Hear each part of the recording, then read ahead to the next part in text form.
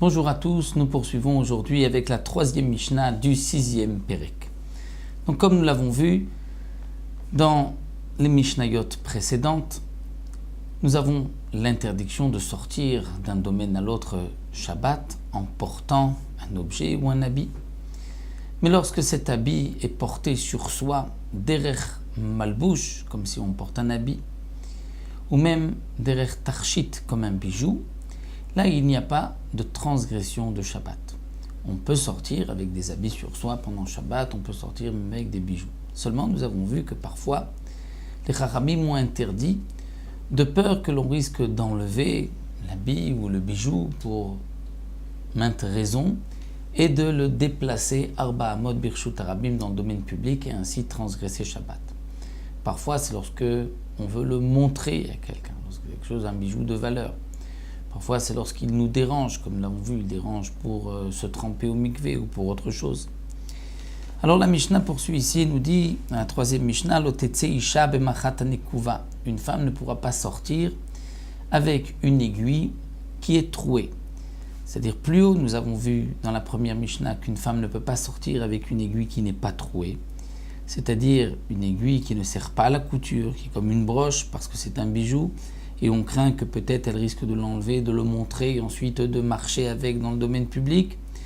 Donc la Mishnah avait dit qu'elle ne pourrait pas sortir avec une telle aiguille, mais que si elle sort, elle ne transgresse pas une interdiction de la Torah. Elle n'a pas besoin d'apporter un korban khatat, puisque ce n'est qu'une gzera midirabanan, de peur qu'elle va le porter. Tant qu'elle ne le porte pas, il n'y a pas de transgression minatora. Là, dans cette Mishnah, nous allons voir que si l'aiguille est trouée, donc elle sert à la couture, à ce moment-là, si elle sort avec, pas seulement si elle est sortie avec l'aiguille dans la main, mais même si elle a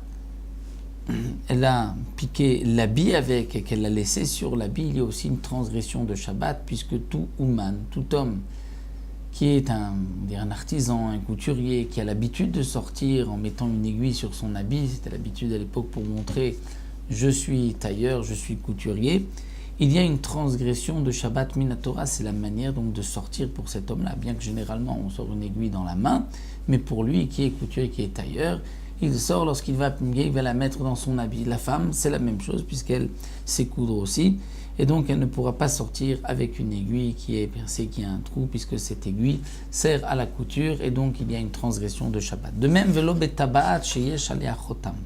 Elle ne pourra pas sortir avec une bague, lorsque cette bague a un sceau. Dans la première Mishnah aussi, nous avons vu que si la bague n'a pas de sceau, elle ne pourra pas sortir puisque c'est un bijou. Donc c'est une bague, un bijou, et elle risque de le montrer et ensuite de marcher dans le domaine public. Ici, nous voyons que s'il y a un sceau, donc ça sert pour mettre à signer, pour mettre un cachet sur les lettres, là, ce n'est plus un bijou, donc il y a une transgression de Shabbat, même si elle le laisse sur son doigt, puisque c'est, comme nous l'avons vu aussi dans la première Mishnah, l'habitude de sortir avec une telle bague pour un homme, pas pour une femme. Pour un homme, c'est peut-être comme... c'est différent, comme nous l'avons vu pour l'homme et pour la femme. Donc, pour la femme, puisque ce n'est pas un bijou, alors là, il y a une transgression de Shabbat pour la femme, et elle est donc même chayavet khatat, comme nous allons le voir. Vélo bechuliar. Une femme ne pourra pas sortir avec chuliar. Chuliar, qu'est-ce que c'est? Chuliar, il y a deux explications qui sont données. C'est tout un anneau qui était posé autour de la tête et qui est un poids, puisque ce n'était pas l'habitude de toutes les femmes de sortir avec. Ou bien, c'était un bijou qui servait à attraper les vêtements, une partie d'un vêtement. Donc là aussi, ce n'est pas l'habitude de toutes. Donc là, c'est une transgression de Shabbat, même si c'est sur l'habit. De même, vélo bekovelet. Elle ne pourra pas sortir avec kovelet. Kovelet, c'était un nœud d'or ou d'argent, et il y avait à l'intérieur un parfum.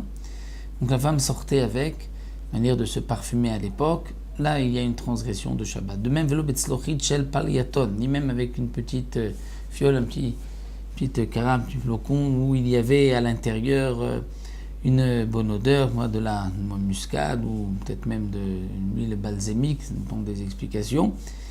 Ve'im yatsa, et si elle sort avec, chayevet chatat, elle est chayevet chatat, puisque ce n'est pas considéré comme un bijou d'après Rabbi Meir, et donc c'est une otsa'a, la femme sort et porte cela pendant Shabbat. Chamim potrim bekovel tsoresh latom. Mais Chamim disent que dans les deux derniers cas, c'est considéré comme un bijou, puisque c'est considéré comme un bijou, donc il n'y a pas de chiyuv chatat.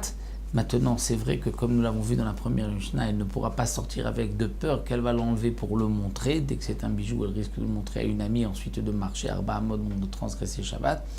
Donc ça, ce n'est qu'une Gzera Midei Rabbanan. Notre Mishnah ici nous dit, est-ce qu'il y a un chiyuv chatat ou pas pour Rabbi Meir? Oui, pour les Chamim, dans ces deux derniers cas, non, c'est un bijou. Donc il n'y a qu'une interdiction Midei Rabbanan. Donc là, nous avons vu pour les bijoux, les habits de la femme. Nous verrons dans la prochaine Mishnah, on reviendra à l'homme. Et la cinquième Mishnah, on reviendra à la femme. Bezrat Hashem, nous nous retrouverons dans les Mishnayot suivantes.